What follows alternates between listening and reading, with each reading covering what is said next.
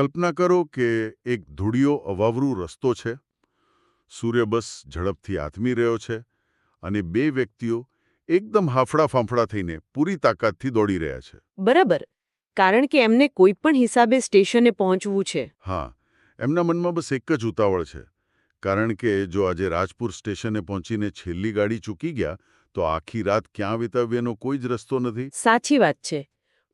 હૃદય જોરથી ધબકતું હોય, પગમાં ઉતાવળ હોય. બિલકુલ. પણ અચાનક એવું બને કે તમારી સાથે ચાલતી વ્યક્તિ રસ્તાની વચ્ચે થંભી જાય, એકદમ જડ થઈને, જાણે સમય ઊભો રહી ગયો હોય એમ ધૂળમાં કંઈક શોધવા લાગે. અને એ પણ માત્ર એક નાનકડી પગલી જોઈને. એ જ તો.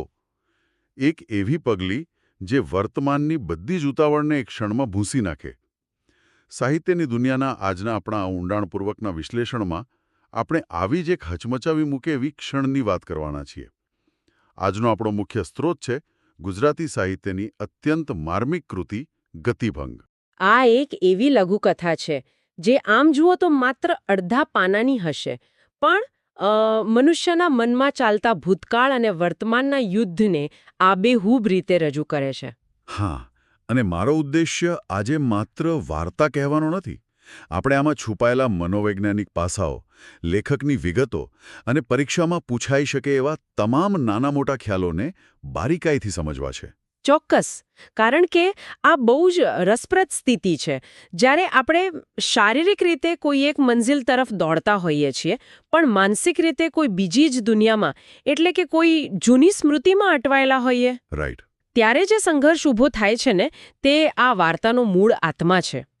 અને સાહિત્યના ક્ષેત્રમાં આને બહુ જ ઓછા શબ્દોમાં ઢાળવું એ અસાધારણ કળા છે, જેને આપણે લાઘવ કહીએ છીએ. લાઘવ એટલે ટૂંકાણ? હા, અત્યંત ટૂંકાણ. અને લાઘવ એ કદાચ સર્જનની સૌથી અઘરી પ્રક્રિયા છે. આ જ બાબત મને સૌથી વધુ વિચારતો કરી દે છે. જુઓ, આ વાર્તાના સર્જક છે મોહનલાલ બાભૈદાસ પટેલ, જેઓ મૂળ ઉત્તર ગુજરાતના પાટણના વતની છે. હવે રસપ્રદ વાત એ છે કે તેમણે પોતાના જીવનના વર્ષો એક શિક્ષક તરીકે વિતાવ્યા છે. બરાબર. અને શિક્ષક તરીકેનો અનુભવ બહુ મોટો ભાગ ભજવે છે. બિલકુલ. મને એવું લાગે છે કે જ્યારે તમે વર્ષો સુધી વર્ગખંડમાં વિદ્યાર્થીઓ અને વાલીઓ સાથે કામ કરો છો, ત્યારે તમે માનવ મનોવિજ્ઞાનને બહુ નજીકથી ઓબ્ઝર્વ કરી શકો છો. લોકો શું બોલે છે એના કરતાં તેઓ શું છુપાવી રહ્યા છે તે જોવાની એક અલગ જ દૃષ્ટિ કેળવાઈ જાય છે. સાચી વાત. અને આ દૃષ્ટિ તેમના સાહિત્યિક પ્રદાનમાં સ્પષ્ટ દેખાય છે. જો આપણે એમની કૃતિઓનું વર્ગીકરણ જોઈએ ને, તો ખ્યાલ આવે કે આ માણસનું કલ્પના વિશ્વ કેટલું વિશાળ છે. તેમણે માત્ર લઘુકથાઓ નથી લખી. ના, બિલકુલ નહીં. તેમના પ્રત્યાલંબન અને ઝાકળમાં સૂરજ ઉગે જેવા લઘુકથાના સંગ્રહો તો છે જ, પણ સાથે સાથે તેમણે બંધન, ડેડ એન્ડ, હાસ્યમર્મર અને લાંછન જેવી નવલકથાઓ પણ આપી છે. આટલું જ નહીં, તેમણે સાહિત્યના સાવ અલગ જ પ્રકારોમાં પણ ખેડાણ કર્યું છે. દાખલા તરીકે તેમણે ગુડ મોર્નિંગ અમેરિકા નામનો એક વિસ્તૃત પ્રવાસ ગ્રંથ પણ લખ્યો છે. અરે વાહ! હા, અને અનુવાદના ક્ષેત્રમાં પણ ગાય ડી મોપાસા જેવા વિશ્વવિખ્યાત ફ્રેન્ચ લેખકની કૃતિઓનો અનુવાદ કરીને મોપાસાની શ્રેષ્ઠ વાર્તાઓ નામનું પુસ્તક આપ્યું છે. ગજબ કહેવાય. બરાબર. અને મારો પ્રશ્ન બરાબર અહીંથી જ ઊભો થાય છે. જરા વિચારો, જે લેખક ગુડ મોર્નિંગ અમેરિકા જેવો મોટો પ્રવાસ ગ્રંથ લખી શકે છે, જે નવલકથાઓના સેંકડો પાનાઓ ભરી શકે છે, એ જ લેખક અચાનક માત્ર અડધા પાનાની લઘુકથામાં આટલી ઊંડી અસર કેવી રીતે ઊભી કરી શકે? બહુ જ વ્યાજબી પ્રશ્ન છે. મતલબ, નવલકથા અને લઘુકથા તો સાવ બે અલગ ધ્રુવ છે ને. આ તો એના જેવું થયો કે કોઈ કોમેડી, ટ્રેજેડી અને એક્શન બધું જ કરી લેતો બહુમુખી અભિનેતા અચાનક કોઈ શાંત પાત્ર ભજવે. આ બંને પ્રક્રિયાઓ વચ્ચે કોઈ મૂળભૂત તફાવત તો હશે જ ને? આ બહુ જ સચોટ અવલોકન છે. અને સાચું કહું તો મોટા ફોર્મેટનો, એટલે કે નવલકથા જેવા લાંબા લખાણનો અનુભવ જ લેખકને એ શીખવે છે કે કયા બિનજરૂરી શબ્દો કાપી નાખવા. અચ્છા, એટલે નવલકથાનો અનુભવ લઘુકથામાં કામ લાગે છે? બિલકુલ. કારણ કે નવલકથા લખતી વખતે લેખક પાસે વિસ્તારથી વાત કરવાની પૂરી છૂટ હોય છે, પણ લઘુકથા એ બિનજરૂરી શબ્દોને કાપી નાખવાની કળા છે. આને વધુ સારી રીતે સમજવા માટે આપણે સાહિત્યના 3 મુખ્ય સ્વરૂપો વચ્ચેની સરખામણી કરવી જોઈએ: નવલકથા, ટૂંકી વાર્તા અને લઘુકથા. હા, આ ત્રણેય વચ્ચેની ભેદરેખા સમજવી બહુ રસપ્રદ રહેશે, કારણ કે ઘણીવાર વાચકો ટૂંકી વાર્તા અને લઘુકથાને એક જ માની લેવાની ભૂલ કરતા હોય છે. બરાબર. જો ખ્યાલોની વિસ્તૃત સમજૂતી આપું તો નવલકથા એ સૌથી મોટું સ્વરૂપ છે. નવલકથામાં નાયક કે નાયિકાના સમગ્ર જીવનનું વર્ણન હોય છે. એટલે કે એક બહુ મોટો સમયગાળો તેમાં આવરી લેવાયો હોય. હા, અને તેનાથી એક પગથિયું નીચે આવીએ તો આવે છે ટૂંકી વાર્તા.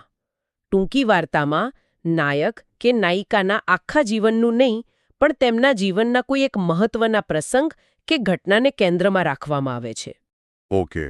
અને પછી આવે છે સૌથી નાનું સ્વરૂપ લઘુકથા, જેમાં આપણી આજની વાર્તા ગતિભંગ આવે છે. હા, લઘુકથામાં માનવ જીવનની માત્ર એક જ ક્ષણનો મહિમા હોય છે.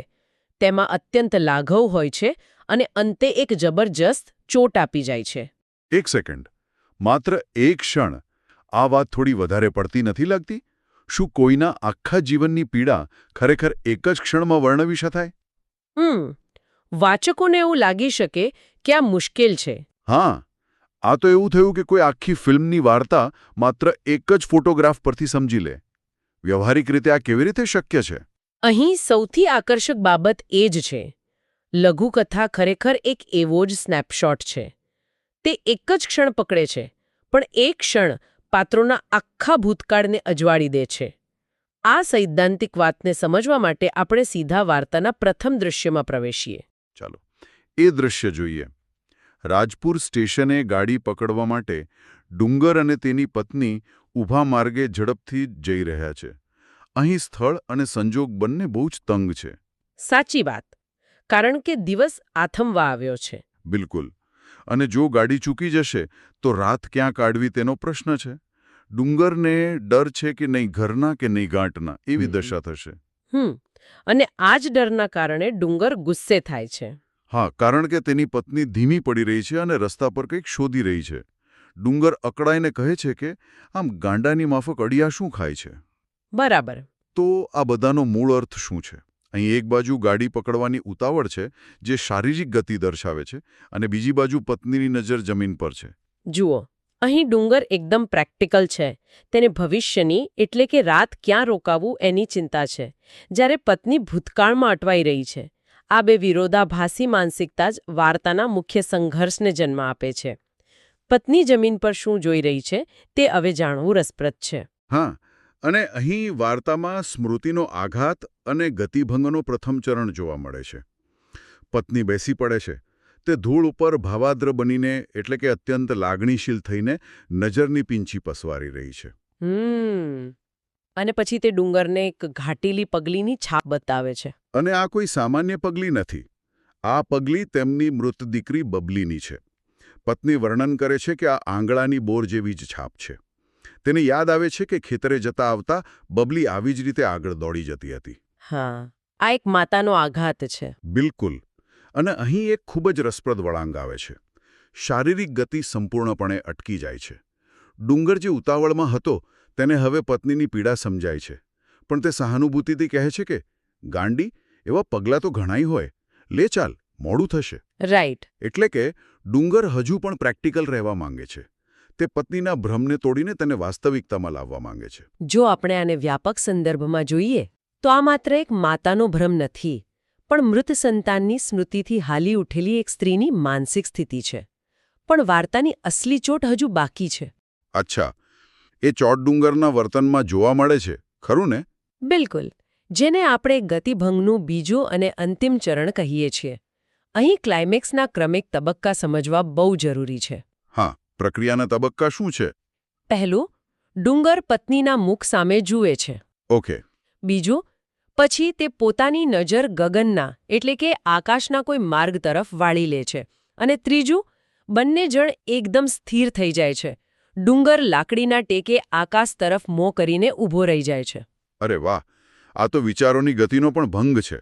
જે ડુંગર થોડીવાર પહેલા ગાડી ચૂકી જવાની બીક બતાવતો હતો, તે પોતે જ હવે દીકરીની યાદમાં સંપૂર્ણપણે થીજી ગયો છે. સાચી વાત. પત્નીની નજર ધૂળ પર છે અને ડુંગરની નજર આકાશ પર છે. આ બહુ શક્તિશાળી દ્રશ્ય છે. જમીન પર પગલી અને આકાશમાં નજર. શું આ મૃત્યુ અને ઈશ્વર તરફનો ઈશારો છે? અને સૌથી મોટો પ્રશ્ન એ કે આ ગતિભંગમાંથી બહાર આવવાનો કોઈ રસ્તો ખરો? અને આ જ લઘુકથાની તાકાત છે. ડુંગરનો આ ગતિભંગ જોઈને પત્ની તરત જ સાવધાન બની જાય છે. હા, કારણ અને અસરનો સંબંધ બદલાઈ જાય છે. બરાબર. જે પત્ની પહેલા રોકાઈ ગઈ હતી તે હવે પતિની પીડા જોઈને વાસ્તવિકતામાં પાછી ફરે છે. અને તરત જ કહે છે કે લ્યો હેંડો, હવે પગ ઉપાડો, જટ, ગાડી ચૂકી જઈશું. બિલકુલ. અને નોંધવા જેવી વાત એ છે કે આ વાર્તા વિકલ્પ નામક સંગ્રહમાંથી લેવામાં આવી છે. અને અહીં ગતિભંગ પછી વાર્તાના અંતમાં એક બમણો વેગ આવે છે. બંને જણા બમણા વેગથી ચાલવા માંડે છે. હા, પણ આ બમણો વેગ માત્ર ટ્રેન પકડવા માટે નથી. તો પછી શાના માટે છે? એ દુઃખદાયક સ્મૃતિઓથી દૂર ભાગવા માટેની એક માનસિક પ્રતિક્રિયા પણ હોઈ શકે છે. ગજબ વાત કહી. તો આજના વિશ્લેષણમાં આપણે જોયું કે કેવી રીતે મોહનલાલ પટેલે લઘુકથાના માળખાનો ઉપયોગ કરીને માનવ મનની સંવેદના, ભૂતકાળની પીડા અને વાસ્તવિકતાની દોડને ગતિભંગ દ્વારા અદ્ભુત રીતે રજૂ કરી છે. હા, આપણે લેખકની માહિતી, લઘુકથાની વ્યાખ્યા અને વાર્તાના અંત સુધીની તમામ વિગતો આવરી લીધી છે. ચોક્કસ. અને ચર્ચા પૂરી કરતા પહેલા એક વિચારવા જેવો પ્રશ્ન મૂકવા માંગુ છું. જ્યારે આપણા જીવનમાં કોઈ મોટો આઘાત આવે છે અને આપણે તેમાંથી બહાર આવવા માટે બમણી ઝડપથી કામમાં લાગી જઈએ છીએ, ત્યારે શું આપણે ખરેખર આગળ વધી રહ્યા હોઈએ છીએ કે પછી માત્ર આપણા પોતાના જ દુઃખથી દૂર ભાગવાનો પ્રયાસ કરી રહ્યા હોઈએ છીએ? વિચારજો આ વિશે. ફરી મળીશું એક નવા વિષયના ઊંડાણપૂર્વકના વિશ્લેષણ સાથે. જ્ઞાનની આ સફર ચાલુ રહેશે.